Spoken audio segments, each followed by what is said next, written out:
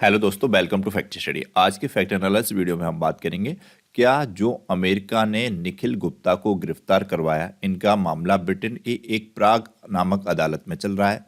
तो ये गलत निखिल गुप्ता को गिरफ्तार कर लिया है। रिसेंटली बड़े बड़े न्यूज़पेपर में ये काफ़ी मुद्दा हाईलाइटेड रहा है कि क्या अमेरिका से कोई गलती हो गई है, उसने भारत पर कोई गलत आरोप लगा दिए हैं या गलत व्यक्ति को गिरफ्तार करवा दिया है। जैसा कि ये हेडलाइन हमने दी है, गलत निखिल को अमेरिका ने कर लिया गिरफ्तार। इस वजह से अमेरिका पर कई सवाल उठ रहे हैं। तो ये हमारे विदेश मंत्री हैं एस जयशंकर जी, इन सभी को आप जानते होंगे।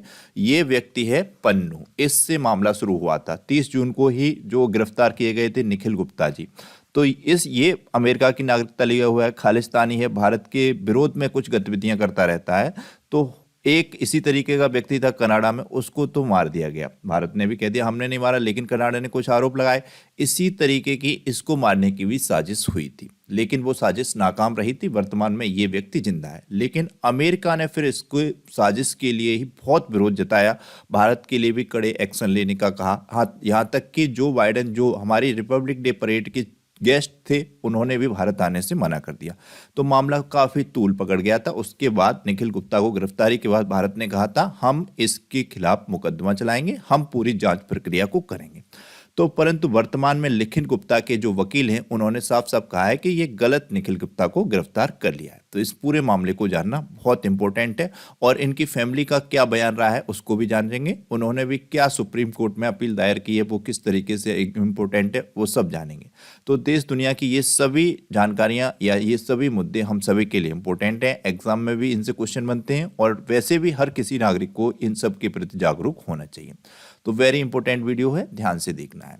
तो ये देखिए, खालिस्तानी संगठन सिख फॉर जस्टिस के आतंकवादी गुरपंत सिंह पन्नू, ये वाला व्यक्ति है गुरपंत सिंह पन्नू, की कथित हत्या के मामले में अमेरिकी खुफिया एजेंसी ने निखिल गुप्ता को इसी साल 30 जून को गिरफ्तार किया था। निखिल गुप्ता फिलहाल चेक रिपब्लिक की जेल में बंद हैं, लेकिन निखिल गुप्ता की गिरफ्तारी को लेकर उनके वकील सवाल खड़े कर रहे हैं। यानी कि ब्रिटेन की एक जेल में बंद है, ना ही ये भारत की किसी जेल में है, ना ही ये अमेरिका की किसी जेल में है। लेकिन अमेरिका भी कोशिश कर रहा है कि ब्रिटेन उनको दे दे, प्रत्यारोपण करने की कोशिश करता है, प्रत्यारोपण के अमेरिका में आ जाएं, फिर वो अपनी तरीके से इन पर प्रक्रिया चलाए, जांच करे, और इनसे जो भी वो अपने सबूत इकट्ठा करना चाह रहा हो वो करे। भारत भी कोशिश कर रहा है निखिल गुप्ता भारत आ जाए। तो ये चल रहा है मामला। तो इनके वकील ने एक बहुत अहम तर्क दिया है। अमेरिकी अधिकारी निखिल गुप्ता के प्रत्यार्पण की मांग कर रहे हैं, जबकि निखिल के वकील ने अदालत में दलील दी है कि उसे गलत तरीके से गिरफ्तार किया गया। वकील ने कहा है निखिल गुप्ता की गिरफ्तारी गलत पहचान का मामला है, जबकि भारत में लाखों लोग निखिल के नाम के हैं। भारत में तो वैसे ही एक व्यक्ति के नाम के बहुत सारे लोग होते हैं, कहीं भी देख लीजिए, एक 100 बच्चों की क्लास हो, उसी क्लास में 4-4, 5-5 एक नाम के बच्चे मिल जाते हैं। इसलिए चेक गणराज्य ने जिस व्यक्ति को गिरफ्तार किया है वह शख्स वे नहीं है जिनके ऊपर आरोप लगे हैं। वकील ने कहा निखिल गुप्ता एक स्वच्छ छवि वाले बिजनेसमैन हैं और उनका आपराधिक गतिविधि से कोई लेना देना नहीं है। निखिल गुप्ता के वकील ने अदालत में गलत पहचान को लेकर काफी जोर दिया। ये इस तरीके से अपना केस लड़ रहे हैं। अब हालांकि इस बात को मानेगा तो नहीं अदालत कि कोई गलत पहचान के आधार पर किसी व्यक्ति को थोड़ी गलत गिरफ्तार कर लिया जाएगा। काफी सबूत भी अमेरिका ने पेश किए कि भारत का इसमें संलिप्तता थी हमारे नागरिक को मारने के लिए, पन्नू को। तो देखते हैं आगे क्या होता है, लेकिन ये काफी मामला इंटरनेशनल मीडिया में चल रहा है। इनके वकील ने जो कहा है, इनके परिवार वालों ने क्या मांग की है, बंदी प्रत्यक्षीकरण याचिका के लोगों ने 2 हफ्ते पहले, मतलब सुप्रीम कोर्ट में समक्ष हैबियस कॉर्पस, इसको हिंदी में बंदी प्रत्यक्षीकरण कहते हैं, इनके परिवार ने ये बंदी प्रत्यक्षीकरण या हैबियस कॉर्पस की याचिका लगाई थी। ये याचिका क्या है, ये बहुत इंपॉर्टेंट है, इसको हम थोड़ा डिटेल में जानेंगे। यानी बंदी प्रत्यक्षीकरण याचिका दर्ज की थी। परिवार ने सुप्रीम कोर्ट से मांग की थी कि वह भारत सरकार को आदेश दे कि वह निखिल गुप्ता मामले में चेक गणराज्य पर दबाव बनाए। इनके परिवार का ये कहना था, इन्होंने सुप्रीम कोर्ट में ये बंदी प्रत्यक्षीकरण याचिका लगाई थी। ये इस तरीके की याचिका होती है, जब ये याचिका लगाई जाती है तो जो न्यायाधीश होंगे, जो जज होंगे, वो जिस व्यक्ति ने गिरफ्तार करने के आदेश दिए हैं उसको बुलाएंगे और उससे कहेंगे व्यक्ति को जिसको गिरफ्तार किया है उसको हमारे समक्ष अदालत में पेश किया जाए, और फिर वो पूरे मामले की जांच करेंगे और देखेंगे क्या इन्हें सही तरीके से इनके जुर्म था, कुछ गलती थी, उसके उपलक्ष्य में इनको गिरफ्तार किया गया है या वैसे ही गिरफ्तार कर लिया गया है। कई बार इस तरीके से भी होता है। तो अगर जज चाहेंगे तो उनको जेल में रिहा तो नहीं कर देंगे, परंतु जेल में रखने से मना कर देंगे। ये कहेंगे जब सजा होगी उसके बाद अगर कोई मामला आएगा तो उसके बाद सजा के तौर पर ये अपनी जेल काटें, वो अलग बात है। लेकिन बंदी प्रत्यक्षीकरण प्रक्रिया में वो जज अगर चाहेगा तो मतलब समक्ष प्रस्तुत भी नहीं करते हैं कई बार। तो अब इनको, निखिल गुप्ता को अभी तक वहां पर प्रस्तुत भी नहीं किया गया है अदालत में, तो वो प्रस्तुत होंगे और उनको पूरा देखा जाएगा ये सही है कि नहीं, और चाहेंगे तो वो अपने घर पे जा सकते हैं। लेकिन कोर्ट केस बंद नहीं होगा, लेकिन जेल में जो बंद है वो उनको मिल सकती है उसमें रियायत। और ये बंदी प्रत्यक्षीकरण कई बार एग्जाम में पूछी गई है। ये आर्टिकल 32 के तहत लगती है, इसका मामला आता है और सुप्रीम कोर्ट आर्टिकल 32 के तहत इसमें मामले की सुनवाई करता है, जबकि हाई कोर्ट आर्टिकल 226 के तहत ये बंदी प्रत्यक्षीकरण की रिट जारी करता है। ये एक रिट होती है, इनको बहुत बार एग्जाम में बार बार रिपीट कर करके पूछा गया है। कई बार क्वेश्चन बने हैं आपके कई अलग अलग एग्जाम में कि ये बंदी प्रत्यक्षीकरण की रिट किस अनुच्छेद के तहत आती है। तो आर्टिकल 32 के तहत सुप्रीम कोर्ट लगाता है। इसकी पूरा मामला दिया गया है आर्टिकल 32 में, और जो हाई कोर्ट लगाता है अगर बंदी प्रत्यक्षीकरण की रिट को जारी करता है तो वो आर्टिकल 226 के तहत करता है। ये आप समझ में आ गए होंगे। इसका मतलब एक अधिकार है, ये एक तरीके से मानव अधिकार के तौर पर भी इसको समझ सकते हैं कि बंदी को कम से कम अपनी बात रखने का अधिकार है। उसको सुप्रीम कोर्ट या कोर्ट में पेश हो, वो दिख सके कि वो है, उसकी क्या वजह थी, ऐसे ही तो नहीं उसको उठा के जेल में बंद कर दिया गया इस तरीके से। तो ये आपको समझ में आया होगा बंदी प्रत्यक्षीकरण रिट क्या है, किस आर्टिकल के तहत आती है, जज की इसमें क्या प्रक्रिया है। अगर कोई फैमिली जारी करती है तो उनका जो भी व्यक्ति कैद में बंद है उसको समक्ष प्रस्तुत किया जाएगा 24 घंटे के अंदर या एक टाइम पीरियड के अंदर, और उसके दौरान जज चाहेगा तो उनको उनकी बंदी से मुक्त भी कर सकता है, और लेकिन कार्रवाई आगे पूरी तरीके से चलती रहेगी। तो इसमें परिवार ने कहा कि प्राग की अदालत में निखिल गुप्ता के लिए एक भारतीय वकील की नियुक्ति हो। शीर्ष अदालत में भारतीय अधिकारियों को आरोपी सख्त का पता लगाने और उसे वापस लाने के लिए तत्काल कदम उठाने की मांग करें।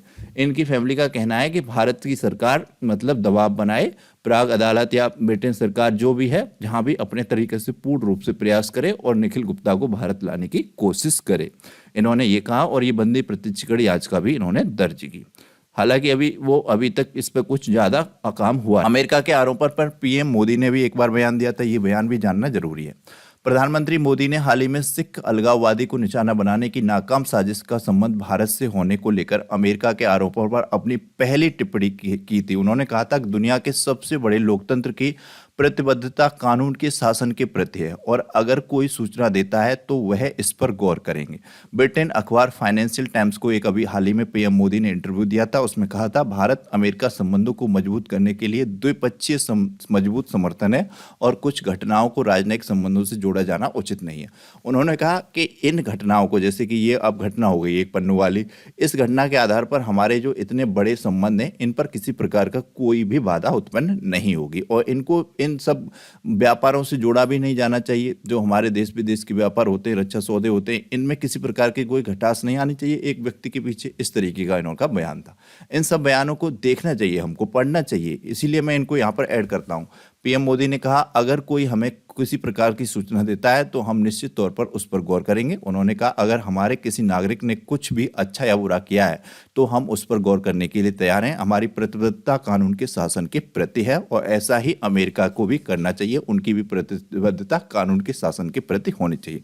इंटरव्यू में पीएम मोदी ने कहा भारत विदेशों में स्थित कुछ चरमपंथी समूह की गतिविधियों को लेकर बहुत चिंतित है, और इन्होंने आगे कहा चरमपंथी समूह को लेकर चिंता जताई। उन्होंने कहा ये तत्व तो अभिव्यक्ति की स्वतंत्रता की आड़ में डराने, धमकाने और हिंसा भड़काने में लगे हुए हैं। साथ ही प्रधानमंत्री ने कहा इस संबंध को प्रगाढ़ करने के लिए मजबूत द्विपक्षीय समर्थन है जो एक परिपक्व और स्थित साझेदारी का स्पष्ट संकेतक है। पीएम मोदी ने कहा सुरक्षा और आतंकवाद के खिलाफ सहयोग हमारी साझेदारी का एक प्रमुख घटक रहा है। उन्होंने कहा मुझे नहीं लगता कि कुछ घटनाओं को दोनों देशों के बीच राजनयिक संबंधों से जोड़ा जाना उचित है। प्रधानमंत्री का कहना था कि रक्षा, व्यापार, निवेश, महत्वपूर्ण प्रौद्योगिकी, ऊर्जा और जलवायु परिवर्तन सहित विभिन्न क्षेत्रों में भारत और अमेरिका के मजबूत संबंध हैं। जैसा कि पीछे मैंने बताया, उन्होंने इन सब बड़े बड़े व्यापारों का जिक्र किया, रक्षा सौदों का, निवेश का, प्रौद्योगिकी का, जलवायु, ऊर्जा, इन सब का, कि इन पर एक किसी घटना हो गई है किसी प्रकार की तो उसका इन पर किसी प्रकार का कोई असर नहीं पड़ेगा। भारत और अमेरिका के मजबूत रिश्ते हैं और स्थिर रिश्ते हैं और इसी तरीके के रहेंगे। इसमें जो घटनाक्रम हुआ कानून के तहत आगे कार्रवाई होगी। तो ये प्रधानमंत्री मोदी जी का कहना था। इन्होंने अभी हाल ही में एक अमेरिका का फाइनेंशियल टाइम अखबार है उसको इंटरव्यू दिया था, तो ये जानना भी जरूरी था, इंपॉर्टेंट था। तो ये था आज का वीडियो। आपको ये वीडियो कैसा लगा प्लीज़ कमेंट बॉक्स में बताइएगा। वीडियो को ज़्यादा से ज़्यादा लाइक करें और शेयर करें। एक क्वेश्चन हमने यहाँ पर ऐड किया है, टाइगर ट्रांप्स भारत और किस देश के मध्य होने वाला युद्धाभ्यास है। वेरी वेरी इंपॉर्टेंट युद्धाभ्यास है, कई बार एग्जाम में पूछा गया है। इस युद्धाभ्यास में भारत की तीनों सेनाएं भाग लेती हैं और युद्धाभ्यास करती हैं। तो ये युद्धाभ्यास किन देशों के बीच होता है प्लीज़ कमेंट बॉक्स में बताइएगा। चैनल को अब तक सब्सक्राइब नहीं किया प्लीज़ सब्सक्राइब कीजिएगा, बेल आइकन को प्रेस कीजिएगा। इसी तरीके की देश दुनिया की अपडेट के लिए चैनल को जरूर सब्सक्राइब करें और ये सभी मुद्दे हम सभी को पता होने चाहिए। तो ध्यान रखना है। Thank you so much.